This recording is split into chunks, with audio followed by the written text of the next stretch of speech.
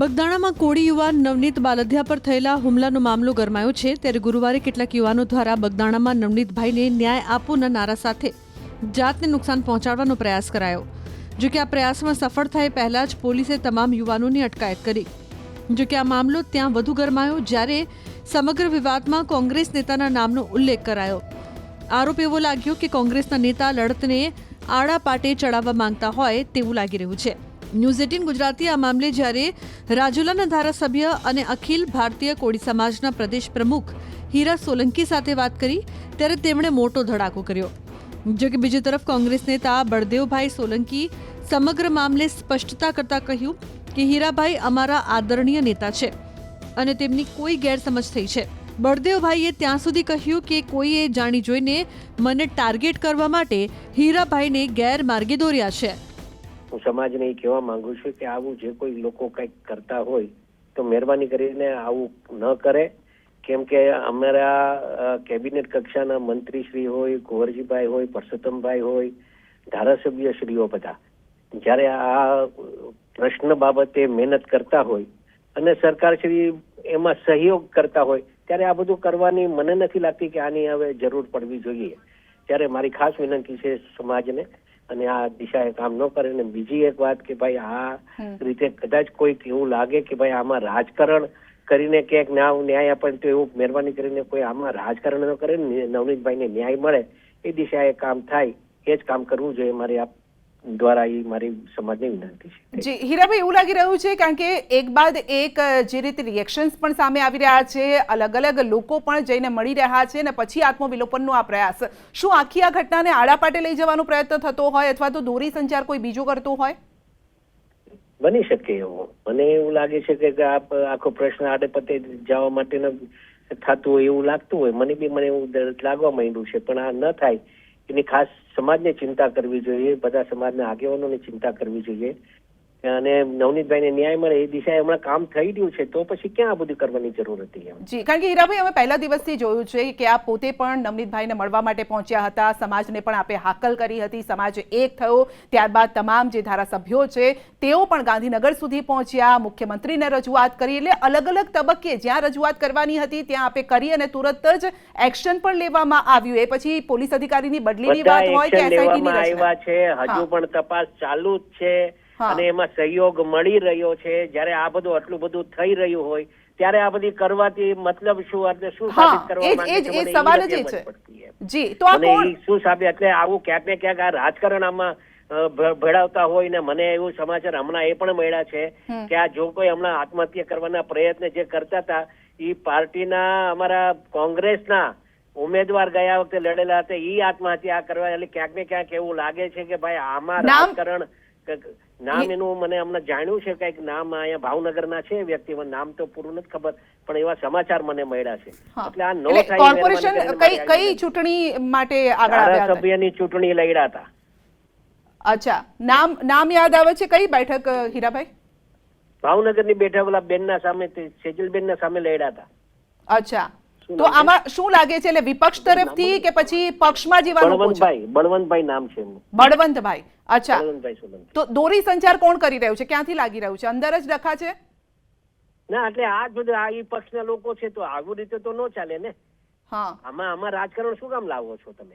જી, કારણ કે એક વિડિયો હીરાભાઈ આપે જોયું હતું, એક ન્યાય અપાવવાના છે તો પછી એ દિશાએ કામ કરો ને તમે. આમાં આ કરીને મતલબ જ્યારે કામ થઈ રહ્યું છે તો શું કામ આવું કરવું જોઈએ? એક વિડીયો પણ સામે આવ્યો છે અને વિડીયોમાં એક ભાઈ કહી રહ્યા છે કે ભાઈ પોલીસ જો આ આત્મવિલોપનનો પ્રયાસ કરે છે એ લોકો સુધી પહોંચી જતી હોય, એ લોકોને અટકાવતી હોય તો મુખ્ય આરોપો સુધી કેમ નથી પહોંચતી? આવો પણ એક વિડીયો જાહેર કરવામાં આવ્યો છે. તપાસ ચાલુ જ છે ને, પહોંચશે ને જ્યાં પહોંચવાનો છે ત્યાં પહોંચશે જ પોલીસ. એમાં કઈ શંકાને સ્થાન નથી. નહીં તો એવું લાગે છે કે અંદર ભાગલા પડી ગયા છે કે પછી બહારના લોકો આનો લાભ ઉઠાવી રહ્યા છે? ના, કોઈ અંદર ભાગલા નહીં, ક્યાંય નહીં. મારે આ જ વિનંતી છે કે આમાં કોઈ અંદર ભાગલા બિગલા છે નહીં. આમાં રાજકારણ નથી કરવાનું. આમાં જે દિશાએ પોલીસ કામ કરે સહયોગ આપવાનું છે, એટલું મારી વિનંતી છે. તો આપને લાગે છે હીરાભાઈ, છેલ્લો સવાલ, કે ન્યાય મળશે? જે લડત આપ લડી રહ્યા છો સમાજને એક કરીને, મળશે ન્યાય મળે જ ને. આમાં ભારતીય જનતા પાર્ટીની સરકાર છે. જી, અને આમાં તો જી. બિલકુલ જે સ્પષ્ટ હશે એ જ થશે. આમાં કોઈ અચ્છા, શંકા આ નથી. છેલ્લો આપનો સંદેશ શું રહેશે એવા લોકોને લઈને જે મારી રાજ રમત ખાસ કરતા? આ બધાને, મારા સમાજને, આગેવાનોને, વડીલોને, યુવાનોને ખાસ વિનંતી, અને સાથોસાથ એક બીજી વિનંતી કરવી છે કે કોઈ ઉશ્કેરાઈને બીજા ટીકા ટિપ્પણી કર્યા વગર કોઈ સમાજના કોઈ વ્યક્તિ, કોઈ પાર્ટીના વ્યક્તિ, કોઈ આગેવાનોના વ્યક્તિ એવાની કોઈ ટીકા ટિપ્પણી કર્યા વગર જે રીતે એસઆઈટી કામ કરી રહી છે એમાં આપણે બની શકે તો સહયોગ આપો. બાકી કોઈ બીજી રસ્તે અવળે પાટી ગાડી ન જાય એની ખાસ તકેદારી રાખે સમાજ. હતી મારી વિનંતી. જય શ્રી રામ. સૌ પ્રથમ તો આજની જે બગદાણા ખાતે આત્મવિલોપનની અમારા કોળી સમાજના યુવાનોએ જે પ્રયાસ કર્યો એ વાતને હું નિંદા કરું છું અને વખોડું છું. ક્યારેક કોઈ પણ વિષયની અંદર તમારે ન્યાય માંગવો હોય તો સરકાર પાસે માંગવો જોઈએ, અને સરકાર એને ન્યાય આપવા માટે કટિબદ્ધ હોય છે. આ અંતિમ પગલું એ કઈક ને કઈક મેસેજ ખરાબ છે. 18 વર્ણમાંથી કોઈ પણ વર્ણનો વ્યક્તિ હોય એની સાથે આ નવનીતભાઈ જેવી જે વિષય બન્યો છે તો કોઈ પણ વર્ણનો વ્યક્તિ હોય, કોઈ પણ જ્ઞાતિ જાતિના ભેદભાવ વગર કોઈ પણ વ્યક્તિ હોય, એમને કાયદાની રૂહે ન્યાય મળવો જોઈએ. એના પક્ષમાં અમે છીએ. હું આ બાબતે ન્યૂઝ 18 ના માધ્યમથી તમામ સમાજોને, તમામ વર્ગોને એક મેસેજ પણ આપવા માંગુ છું કે બે સમાજોને વ્યક્તિગત લડાઈમાં ન પીસાય એનું પણ સૌ આગેવાનોએ ધ્યાન રાખવું જોઈએ, અને ધ્યાન રાખવું જ પડે. જે અમારા આદરણીય પ્રમુખ હીરાભાઈ સોલંકીએ જે વિષય ઉપર વાત કરી છે એમાં તો હું બહુ જાણતો નથી, પરંતુ મને ખુદને ખબર છે કે આજે 14 થી 15 યુવાનો, જે યુવાનોએ આ વિષય ઉપર મેસેજ નાખ્યા હતા, ને ચોક્કસપણે એ યુવાનોના જે વ્યક્તિઓ મારા કોન્ટેક્ટમાં છે એમને મેં આ પગલું ન ભરવા માટે થઈને કીધેલું.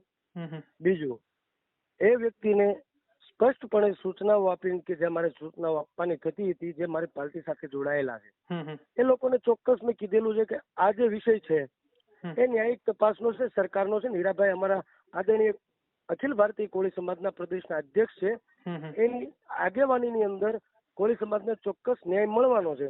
તો ચોક્કસપણે આપણે હીરાભાઈ ઉપર વિશ્વાસ અને શ્રદ્ધા રાખવી જોઈએ, અને હંમેશા અમને વિશ્વાસ અને શ્રદ્ધા એક સામાજિક આગેવાન તરીકે, અમારા પ્રમુખ તરીકે એમની પાસે છે પણ, અને ચોક્કસપણે કોળી સમાજને એ ન્યાય અપાવીને જ રહેશે. એમાં કોઈ શંકાને સ્થાન નથી. જે મારી વિચારધારા સાથે જોડાયેલા લોકો છે કોંગ્રેસની, એમને પર્સનલી વ્યક્તિગત ફોન કરી અને મેં ચોક્કસપણે કીધું છે કે આ વિષયની અંદર ક્યારેય તમારે આ પગલું ભરવું ન જોઈએ. હું દાવા સાથે કહું છું જે બે કોંગ્રેસના આગેવાનો છે અખિલ ભારતીય કોળી સમાજમાં હીરાભાઈ સોલંકીના નેતૃત્વમાં એ ભાવનગર શહેર અને જિલ્લાના અખિલ ભારતીય કોળી સમાજના પ્રમુખો છે, પરંતુ કંઈક ને કંઈક કોંગ્રેસની વિચારધારા સાથે જોડાયેલા છે. એટલે ચોક્કસપણે એ બંને આગેવાનોને, બંને પ્રમુખોને મેં સ્પષ્ટપણે કહ્યું કે આ વિષય ઉપરથી તમે પોલીસને જાતે જ નિવેદન આપી દો. નિવેદન આપી અને અમે પગલું ભરવાના નથી, એ એક વિષય ઉપર તમે એને તાક મારી દો.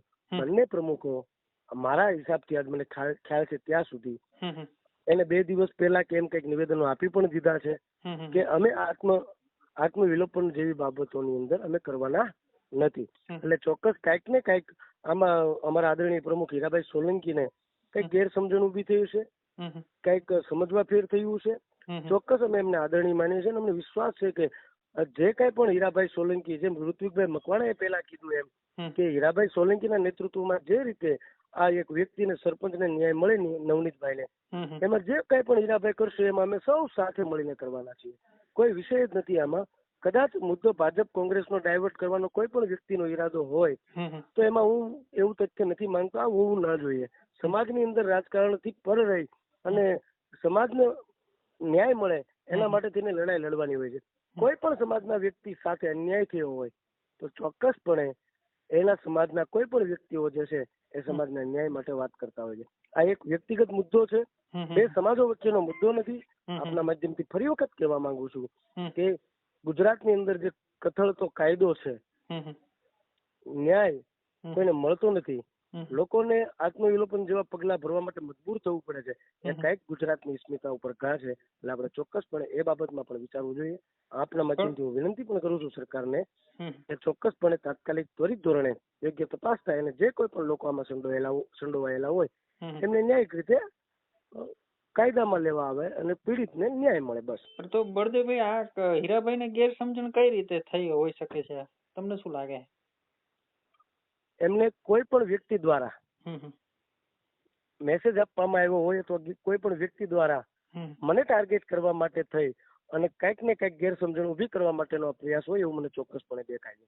અને મારી પાસે તો ઇવન સોમવારના મેસેજીસ પણ છે, સામાજિક ગ્રુપમાં જોડાયેલો છું, મને ખ્યાલ પણ છે કે એની અંદર કેવા આગેવાનો અંદર સમાયેલા છે 15 વ્યક્તિઓમાં. એમાં ચોક્કસપણે હું આ વિષયને ભાજપ કોંગ્રેસ સાથે જોડતો નથી, એટલે મારે એ વિષયમાં પડવું નથી. મારે હીરાભાઈને આપના માધ્યમથી પણ નમ્ર વિનંતી કરવી છે કે 15 જણાનું જે લિસ્ટ છે એમાં ચોક્કસપણે તમે ઊંડાણપૂર્વક થોડોક અભ્યાસ કરો. એમાં ભારતીય જનતા પાર્ટીના જાજા કાર્યકર્તાઓ છે, કંઈક ને કંઈક આમાં ભાજપ કોંગ્રેસ નથી, આવું આપના માધ્યમથી મારે કેવું છે બસ. અને બળદેવભાઈ અત્યારે જે તપાસ ચાલી રહી છે એને લઈને તમે શું કહેવા માંગશો? ચોક્કસ ઉપર હીરાભાઈ અને કોળી સમાજના 15 ધારાસભ્યો, 3 સાંસદો, એક કેન્દ્રના મિનિસ્ટર, અહીંના કેન્દ્રીય મિનિસ્ટર, ગુજરાત રાજ્યના રાજ્ય પ્રધાન, બહુ અમારા સમાજના તમામ આગેવાનો સરકાર પાસે સારી એવી અપેક્ષાઓ લઈને ગયા છે. મને ચોક્કસ અમારા આગેવાનો ઉપર અને ખાસ કરીને હીરાભાઈ સોલંકી ઉપર કે જે અમારા આખા ગુજરાતના કોળી સમાજના પ્રમુખ છે, એમની ઉપર સંપૂર્ણપણે અમને ભરોસો છે કે આ વિષયની અંદર એ સમાજને ન્યાય અપાવીને રહેશે. જ્યારથી નવનીતભાઈ બાલદિયા પર હુમલો થયો છે ત્યારથી કોળી સમાજના આગેવાનો, નેતાઓ એક સુરમાં વાતો કરી રહ્યા હતા. જો કે પહેલીવાર એવું બની રહ્યું છે કે આરોપો લાગ્યા છે, એવામાં શું કોળી સમાજની આ લડતની દિશા હવે બદલાઈ રહી છે એવો સવાલ ઉઠી રહ્યો છે.